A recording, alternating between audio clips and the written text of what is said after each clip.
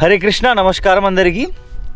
So మనలోనే ఒకళ్ళు అడిగిన ప్రశ్న, అన్న వాట్ ఈజ్ లవ్, ప్రేమ అంటే ఏంటి?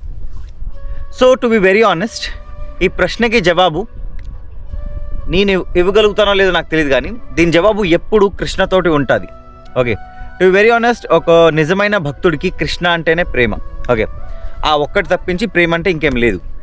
But to be very honest, ఈ జనరేషన్లో ఏదైతే మోడర్న్ జనరేషన్ ఉందో, ఈ జెన్జీ ఉన్నారో, లేకపోతే ఇది చాలా టైం నుంచి అవుతూ ఉంటుంది కదా, ఇక్కడ అబ్బాయి అమ్మాయి మధ్యన ప్రేమ ఉంటుంది కదా. సో మ్యాక్సిమం ప్రేమ అంటే ఏంటో ఇది దానికి లింకప్ చేసి క్వశ్చన్ అడుగుతారు. ఓకే, ప్రేమకి వేరే వేరే అర్థాలు ఉన్నాయి. ఒక అమ్మ వాళ్ళ కొడుకునో కూతురునో ఎంతగా ప్రేమిస్తుంది, అదొక చాలా గొప్ప ప్రేమ. ఒక తండ్రి ప్రేమ ఇంకా గొప్ప ప్రేమ.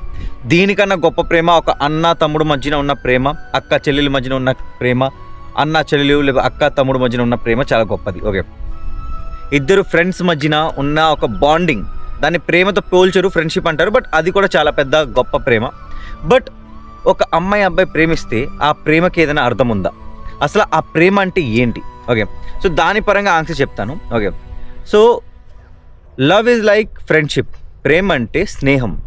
ఓకే, మీరు కానీ ఒక అమ్మాయిని ప్రేమిస్తే, ఒక రిలేషన్షిప్లో మీరు ఉంటే, టు బి వెరీ ఆనెస్ట్, ఆ అమ్మాయి లేకపోతే ఆ అబ్బాయి కానీ మీకు బెస్ట్ ఫ్రెండ్ లాగా బిహేవ్ చేయకపోతే, వాళ్ళతోటి మీరు అన్నీ షేర్ చేయలేకపోతే, వాళ్ళకి మీరు ఏకలేకపోతే, వాళ్ళకి మీరు ఇరిటేట్ చేయలేకపోతే, అది రిలేషన్షిప్ కాదు, అది ప్రేమ కాదు. ప్రేమ అంటే ఫ్రెండ్షిప్. ఓకే, ఎందుకంటే మీ గర్ల్ ఫ్రెండ్ కానీ లేకపోతే మీ బాయ్ ఫ్రెండ్ కానీ మీకు బెస్ట్ ఫ్రెండ్ అవ్వకపోతే అది అసలు ప్రేమ అవ్వదు. Okay, to be very honest, మనుషులు ఏమంటారు అంటే ఫస్ట్ ఫ్రెండ్షిప్ అవుతుంది, దాని తర్వాత బాండ్ స్ట్రాంగ్ అవుతుంది, దాని తర్వాత ప్రేమ పుడుతుందని. No doubt. బట్ కొన్ని అని చెప్పిన మ్యాక్సిమం బాండ్స్ ఎలాగ ఉంటుందంటే, ఫస్ట్ ప్రేమ వచ్చేస్తుంది, దాని తర్వాత ఫ్రెండ్షిప్ వస్తుంది. టు బి వెరీ ఆనెస్ట్, ఈ జనరేషన్లో చాలా బ్రేకప్స్ అవుతున్నాయి కదా, దాని వెనుకున్న రీజన్ ఇదే. మనుషులు ప్రేమని వెతుకుతున్నారు. ఆల్రెడీ మనం ఒక వ్యక్తిని ప్రేమిస్తున్నాం, వాళ్ళ లోపల ప్రేమని ఏంటి వెతకడం? మనం ప్రేమించిన వ్యక్తి లోపల ఒక స్నేహితుడిని వెతకడమే నిజమైన ప్రేమ. చూడండి, ఇది చాలా పెద్ద మాట, నేను చెప్పేసాను ఫ్లోలో, బట్ చాలా సారీ, కూర్చొని ప్లేస్ సరిగా లేదు. ఓకే, చాలా పెద్ద మాట, నేను లైక్ చాలా సింపుల్గా చెప్పాను. ఓకే, ఇంకోసారి చెప్తాను. ఓకే, నాకు చాలా నచ్చింది ఈ వర్డ్, నాకు చాలా నచ్చింది. ఓకే, మన అందరం ఏంటంటే మనం ప్రేమించిన వ్యక్తి లోపల ప్రేమని వెతుకుతాం, ఇది తప్పు. మనం ప్రేమించిన వ్యక్తి లోపల మనం ఒక స్నేహితుడిని, ఒక ఫ్రెండ్ని వెతకాలి. ఎందుకంటే మనం ప్రేమించిన వ్యక్తి మనకు ఒక చిన్న మాట అనేసినా మాకు చాలా హర్ట్ అయిపోద్ది. మనకి ప్రేమించిన వ్యక్తి కానీ మనకి లైక్ ఇగ్నోర్ చేస్తే చాలా హర్ట్ అయిపోద్ది. బట్ అదే ఒక ఫ్రెండ్ మనని ఇగ్నోర్ చేస్తే మనం వాళ్ళని ఎదవాని తిట్టేస్తాం, లేకపోతే వాళ్ళపైన కోపంని చూపిస్తాం, వాళ్ళ నుంచి దూరంగా వెళ్ళాం. సింపుల్గా ఎగ్జాంపుల్ చెప్తాను. ఓకే, ఇప్పుడు నాకు ఒక ఫ్రెండ్ ఉన్నాడు, ఆడికి నాకు గొడవ అయితే మాట్లాడుకోం. ఓకే, మాట్లాడుకోం, లైక్ వేరే వేరే ఇంట్లో ఉంటాం, వేరే వేరే పనులు ఉంటాం, మాట్లాడుకోం.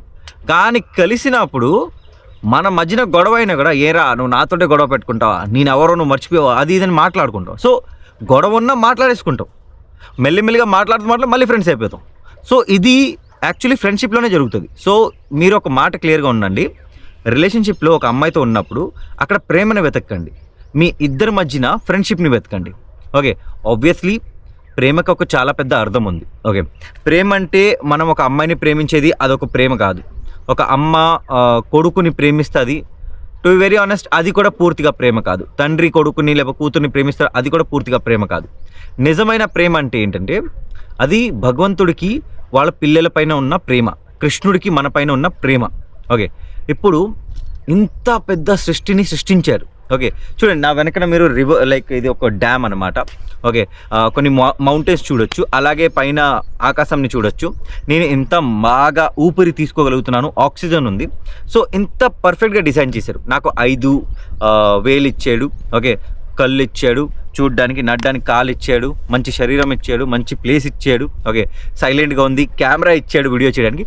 ఇంత మంచిగా నాకు ఇచ్చిన దేవుడు, ఓకే, ఎందుకు చేస్తున్నాడు నా కోసం? నాకు ఇవన్నీ ఎందుకు ఇవ్వాలి? చూడండి, ఈ లోకంలో ప్రతి ఒక్క వస్తువు, ప్రతి ఒక్క థింగ్ యాక్చువల్లీ పర్ఫెక్ట్గా ఉంది. అంటే ఈ గాలి పర్ఫెక్ట్గా ఉంది, వాటర్ ఓకే పర్ఫెక్ట్గా ఉంది, ఈ బ్యూటీ నా వెనకాల మీరు ఏదైతే బ్యూటీ చూస్తున్నారో ఎంత పర్ఫెక్ట్గా ఉంది. ఎంత పర్ఫెక్ట్ని కృష్ణుడు డిజైన్ చేసాడు ఎవడి కోసం? నా కోసం కాదా, మీకోసం కాదా, మనందరి కోసం. ఇప్పుడు నేనే దీన్ని చూస్తున్నాను, అనుభవిస్తున్నాను, నేనే ఇక్కడ వీడియోస్ చేస్తున్నాను. సో కృష్ణుడు ఇది నా కోసమే చేశాడు కదా. సో కృష్ణుడు నా కోసం ఎందుకు చేయాలి? మీ అమ్మకి మీ పైన ప్రేమ ఉందంటే ఒక లెక్క ఉంది దానిలో, మీ నాన్నకి మీ పైన ప్రేమ ఉందంటే దానిలో కూడా ఒక లెక్క ఉంది, అన్న తమ్ముళ్ళ మధ్యన ప్రేమ ఉంటే లెక్క ఉంది, అక్క చెల్లెల మధ్యన ఉంటే లెక్క ఉంది. సరే మీకు మీ గర్ల్ ఫ్రెండ్ పైన ప్రేమ ఉందంటే ఓకే, మీకు ఇష్టమైంది, కొంతమందికి అది ఒక అట్రాక్షన్, అవన్నీ ఓకే. బట్ భగవంతుడు నా కోసమని మీకోసమని ఇవన్నీ ఎందుకు సృష్టించాలి? ఇదే నిజమైన ప్రేమ. నేను భగవంతుడికి ఏమి ఇవ్వగలను, మీరు భగవంతుడికి ఏమి ఇవ్వగలరు? ఎప్పుడైనా ఆలోచించండి. ఇక్కడ మీకు ప్రేమ డెఫినేషన్ అర్థమైపోద్ది. కృష్ణుడు ఇవన్నీ ఇచ్చాడు కదా, ఓకే, ఈవెన్ కృష్ణుడు సమస్యల్ని కూడా ఇచ్చాడు. ఆ సమస్యలు దాటిన తర్వాతే మనం ఒక మేధావియో లైఫ్లో ఒక పెద్ద మనిషి అవ్వగలుగుతాం. సో ఇంత పర్ఫెక్ట్గా ఇవన్నీ డిజైన్ చేసిన కృష్ణుడు మనకి ఎప్పుడు ఏ ప్రాబ్లమ్ని ఇవ్వాలి, ఆ ప్రాబ్లమ్ని సాల్వ్ చేసేంత శక్తి మనలో ఎంత ఇవ్వాలి, ఇవన్నీ ఇచ్చే కృష్ణుడు ఎందుకు అంటే ఇవన్నీ ఎందుకు ఇస్తున్నాడు? అదే ప్రేమ. సో ఇక్కడ ప్రేమకి ఒక definition and what is love అని మీరు అడిగారు కదా, దానికి సింపుల్ డెఫినేషన్ ఏంటంటే, టు బి వెరీ ఆనెస్ట్, ప్రేమ అంటే మనకి ఒక మనిషి ఏమి ఇవ్వలేడు అని తెలిసినా కూడా, ఆ మనిషి మనకి ఏమి కాడు అని తెలిసినా కూడా మనం టు బి వెరీ ఆనెస్ట్ ప్రేమిస్తాం, మనం ప్రేమని ఇస్తాం. టు బి వెరీ ఆనెస్ట్, మన ప్రేమని, మన సమయంని, ప్రేమించడం అంటే మన సమయం ఇవ్వడం, మన జీవితం ఇవ్వడం, ఆడి నుంచి ఏమీ ఎక్స్పెక్ట్ చేయకుండా. ఒక ఫ్రెండ్ ఉంటాడు, ఒక గర్ల్ ఫ్రెండ్ ఉంటుంది, లేకపోతే ఒక అమ్మ ఉంటుంది, ఒక ఒక తండ్రి ఉంటాడు. టు వెరీ ఆనెస్ట్ వీళ్ళందరిది కూడా అలాంటి ప్రేమే. ఓకే, వీళ్ళందరిది అలాంటి ప్రేమే. వాళ్ళు మన నుంచి ఏది ఎక్స్పెక్ట్ చేయరు. మీరు చిన్నప్పుడు మేబీ ఒక మొబైల్ పగలగొట్టినప్పుడు, లేకపోతే ఏదో ఒక వస్తువు పగలగొట్టినప్పుడు మీ డాడీ మీ పైన కోప్పడవచ్చు, బట్ మిమ్మల్ని ఇంటి నుంచి తీసేరు కదా. కోప్పడతారు, ఎందుకంటే అది కష్టం నుంచి వచ్చిన డబ్బులతో కొన్నారు కాబట్టి, బట్ కోప్పడరు కదా, సరే ఇంటి నుంచి తీసేరు కదా. అది ప్రేమ. So to be very honest, ప్రేమకి ఉన్న డెఫినేషన్ ఏంటంటే, మీరు తిరిగి ఇవ్వలేరు అని తెలిసినా కూడా, మీరు వాళ్ళ జీవితంలో పూర్తిగా ఉండరు అని తెలిసినా కూడా మీకోసం అన్నీ చేస్తారు, మీకు ప్రేమిస్తారు, మీకు జాగ్రత్తగా చూసుకుంటారు, మీతో మాట్లాడతారు. అది నిజమైన ప్రేమ. మీ నుంచి ఏది ఎక్స్పెక్ట్ చేయకుండా మీకు ప్రేమిస్తారు, మీకు మీలాగా ప్రేమిస్తారు. అది ప్రేమ. మీకు తెలియకుండా మీకు సహాయం చేస్తారు, మీకు తెలియకుండా మీకు నేర్పిస్తారు. అది నిజమైన ప్రేమ. ఈ మాట గుర్తుపెట్టుకోండి. సో ఈ ప్రేమ ఈ లోకంలో ఎవరి దగ్గరైనా ఉందంటే అది కృష్ణుడు మాత్రమే. నా దృష్టిలో మీరు నమ్మే ప్రతి ఒక్క దేవుడు మీకు అంతే ప్రేమిస్తున్నాడు. మనందరం కోపం పడతాం, అంటే కోపం అయిపోతాం, దేవుడిని నమ్మడం ఆపేస్తాం. కానీ మనం మర్చిపోతాం ఏంటంటే, ప్రాబ్లమ్స్ దాటకపోతే మన లైఫ్లో మనం ఎక్కడ ఉన్నామో అక్కడే ఉండిపోతాం. ఇప్పుడు ఒక మనిషి జిమ్ వెళ్ళి కష్టపడకపోతే, ఒక మనిషి జిమ్ వెళ్ళడు, కష్టపడడు, నొప్పేస్తుందని, బాడీ ఎలాగొస్తుంది? పాయింట్ అర్థం చేసుకోండి.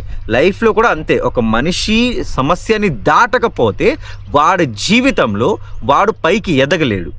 ఇప్పుడు బాడీని కష్టపెడితే కదా అదొక షేప్లో ఉంటుంది. ఇప్పుడు మనం అడ్డమైనది తినేస్తున్నాం, ఇష్టం వచ్చింది తినేస్తున్నాం, బట్ ఈ బాడీకి కూడా ఒక లిమిట్ ఉంటుంది కదా. ఆ లిమిట్ని మనం దాటి మరి దాన్ని టార్చర్ పెడుతున్నాం, తప్పు కదా. సో దానికే జిమ్ వెళ్ళి ఇంకా కష్టపడాలి, ఇంకా పెయిన్ పెడితేనే ఇది మళ్ళీ షేప్లో ఉంటుంది. మనం ఏదైనా తినొచ్చు, ఎక్కడికైనా వెళ్ళొచ్చు, ఎలాగైనా తిరగొచ్చు, ఈ కొండ అయినా ఎక్కియొచ్చు, ఓకే. బట్ దానికి ప్రాపర్ ఎక్సర్సైజ్ ఇవ్వాలి. బట్ ఆ ఎక్సర్సైజ్ చేసినప్పుడు నొప్పి వస్తుంది. సేమ్ జీవితంలో కూడా అంతే. ప్రాబ్లం లేకపోతే మీరు ఏమీ చేయలేరు, మీ లైఫ్కి ఒక షేప్ ఉండదు. ఓకే, నాకు తెలిసి కొన్ని బైక్లు ఏదేదో వస్తున్నాయి. సో ఐ హోప్ మీకు అర్థమై ఉంటుంది, మీ ప్రశ్నకి జవాబు దొరుకుంటుంది. సో నెక్స్ట్ వీడియోలో కలుద్దాం. అప్పటిదాకా జై శ్రీకృష్ణ, హరే కృష్ణ, రాధే రాధే, జయ జగన్నాథ్, బాయ్ బాయ్. అలాగే ఇది మా ఊర్లో ఒక డ్యామ్ అనమాట.